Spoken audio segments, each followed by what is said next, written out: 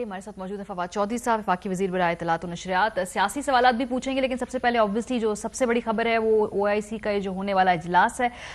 1980 की दहाई के बाद पहली मरतबा इतनी बड़ी गैदरिंग हो रही है पाकिस्तान की सरजमीन के ऊपर। फवाद साहब, एक तो ये थोड़ा सा ये बताइएगा कि इस इजलास से पाकिस्तान की क्या तवक्कुआत है, क्या हम ये एक्सपेक्ट कर रहे हैं कि जो डेडलॉक है ये टूटेगा, कोई डेवलपमेंट आगे होगी, कोई पेशरफ्त होगी इस इशू के ऊपर? तो बुनियादी अहमियत है वो सियासी से ज़्यादा इक्तिसादी है। मसला ये है कि हम चाहते हैं कि एक ऐसा हम फंड क्रिएट कर सकें जिसमें जो इस्लामी ममालिक हैं वो कंट्रीब्यूट करें और जो फौरी ज़रूरतें हैं अफगानिस्तान की उनको पूरा किया जा सके। आपने जैसे वीडियोस देख रही हैं आप, फिर आपने इकोनॉमिस्ट की रिपोर्ट देखी है, फिर आपने न्यूयॉर्क टाइम्स की रिपोर्ट देखी है जिसमें बताया गया है कि कितना बड़ा एक इंसानी अलमिया जन्म ले रहा है अफगानिस्तान में, जहाँ पे खुराक खत्म हो रही है, सख्त सर्दी है, लोगों के पास कुछ वहाँ पे इंतजामात नहीं हैं और छोटे बच्चे जो हैं वो सफ़र कर रहे हैं, हॉस्पिटल्स बंद हो गए हैं, स्कूलों के जो टीचर्स हैं उनको देने के लिए तनख्वाहें नहीं है क्योंकि अफगानिस्तान का जो सारा पैसा बाहर पड़ा हुआ था उसको फ्रीज हुआ है। अराउंड $9 बिलियन है अफगानिस्तान के जो फ्रीज हुए हैं।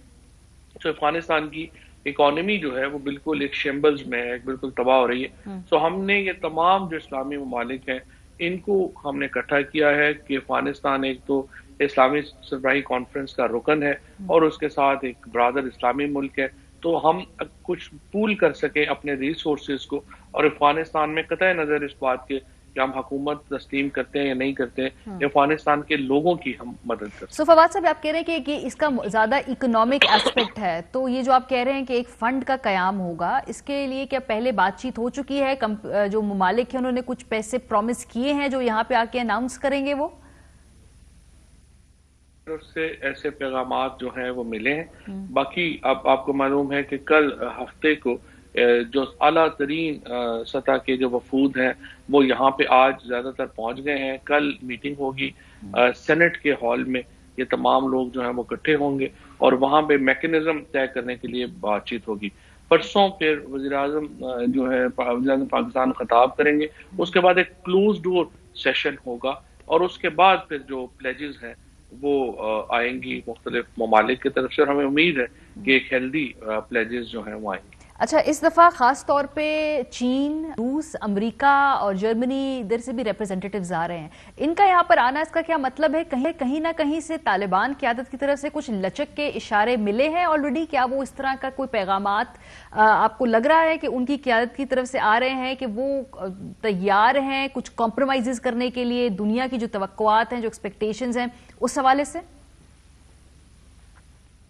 एक्चुअली जो इस वक्त एक अटलांटिक काउंसिल में जो अमेरिका का एक बहुत बड़ा थिंक टैंक है, उसको 11 जो साबिक अमरीकी वो लोग जो कि अफगानिस्तान में सर्व कर चुके हैं, जिनमें एम्बेसडर्स शामिल हैं, जिनमें नेटो कमांडर्स शामिल हैं, उन्होंने भी एक खत लिखा है और उन्होंने प्रेसिडेंट बाइडन को ये मशवरा दिया है कि इस जो कैटास्ट्रोफे है इससे बचने के लिए कोई इकदाम करें। जो इतना बड़ा एक अलमिया जन्म ले रहा है, तो अमेरिका के अंदर भी एक प्रेशर बिल्ड हुआ है कि जो अमेरिका की वजह से जाहिर है कि मामलात यहाँ पे इतने खराब हुए हैं, तो अमेरिका जो है वो अपनी जिम्मेदारी अदा करे। इसके साथ जो बाकी ममालिक हैं वहाँ पे भी एक ह्यूमन राइट्स के हवाले से एक बड़ा सवालिया निशान है उनके कंडक्ट के ऊपर। तो इन ममालिक में भी एक प्रेशर आया है।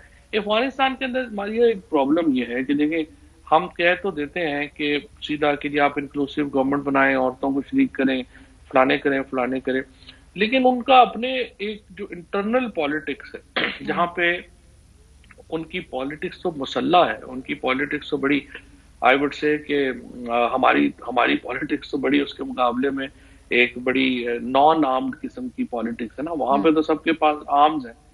अब वो अपनी जो पॉलिटिक्स है, लोकल पॉलिटिक्स को भी उन्होंने मैनेज करना है और इंटरनेशनल एक्सपेक्टेशंस को भी मैनेज करना है। तो एक कैच-22 सिचुएशन है वहां की लीडरशिप के लिए भी। हमारे लिए भी देखें, पाकिस्तान में हम क्या कहते हैं, हम कहते हैं कि जी देखें, आपने फैसला करना है कि तालिबान के जो मरकजी एक लोग हैं इनको आप मजबूत करेंगे, अगर नहीं करेंगे तो अफगानिस्तान मुख्तलिफ हिस्सों में बांट जाएगा, सिविल वॉर होगी जैसे पहले हुई थी, और फिर हमें 34 सूबे हैं, तो 34 ग्रुपों से बात करनी पड़ेगी। हाइदर हम एक ग्रुप से बात करें या 34 ग्रुपों से बात करें, ये दुनिया की चॉइस है। तो दुनिया का भी इस वक्त एक पेचीदा मामले में फंसी हुई है, और अफगानिस्तान की हुकूमत भी एक पेचीदा मसले में फंसी हुई है। So it's not really very straight forward thing कि वो सारी इंक्लूसिव हुकूमत कर लें और वो सारी बातें इंटरनेशनल मान लें और इंटरनेशनल वाले सारी बट अनफॉर्चुनेटली इसकी कीमत तो अदा करनी पड़ी है अफगान अवाम को, खास तौर पे जो वहाँ पे खवातीन हैं, जो बच्चे हैं, नौजवान भी जिनका एक भरपूर मुस्तकबिल की उनको ख्याल था।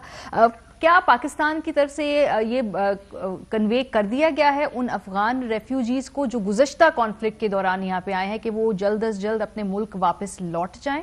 ये आपने ऑफिशियली बता दिया है उन लोगों को? आप क्या और ये तमाम लोग जो हैं इनको ट्रैक और ट्रेस कर लिया है? क्योंकि शुरू में ये इस तरह की खबरें भी थी कि मालूम नहीं कौन किधर गया है, उनको ट्रैक भी करना है। हाँ, ट्रैक एंड ट्रेस काफी इफेक्टिव है आप, क्योंकि हमारी नादरा की जो कैपेबिलिटीज हैं वो बड़ी अच्छी हैं, और उसके साथ साथ लोग जो हैं वो बड़े जहाँ पे भी होते हैं उनको ट्रैक डाउन किया जा सकता है। और 90,000 लोग तो वैसे ही क्योंकि वीजे के ऊपर आए हुए हैं, और वो भी उनकी भी पता ही है। सो 3 लाख के करीब लोग हैं जिनको हम ये गुजारिश करेंगे कि वो 3 महीने के अंदर अफगानिस्तान वापस जो है वो तशरीफ ले जाएं। क्योंकि देखिए, अगर हम इस तरह से अपने बॉर्डर्स को खोल देंगे हमारे लिए तो बड़ा मसला पड़ जाएगा, क्योंकि एक एक्सोडस हो जाए तो हमारे लिए बड़ा। और इस वक्त अफगानिस्तान की सूरत भी ऐसी नहीं है कि लोग वहां पे कोई जान का खतरा नहीं है, चीजें नहीं है। सो जो इकोनॉमी का मामला है वो इन लोगों का वैसे ही ठीक है, क्योंकि इनकी जो तिजारत हर चीज चल रही है, और हम इंशाल्लाह मदद भी करेंगे जहां तक कर सके, लेकिन हम हमारे पास रखना हमारे लिए बड़ा मुश्किल हो जाएगा। अच्छा, तो इनको वापस जाना होगा, ये आपने कन्वे कर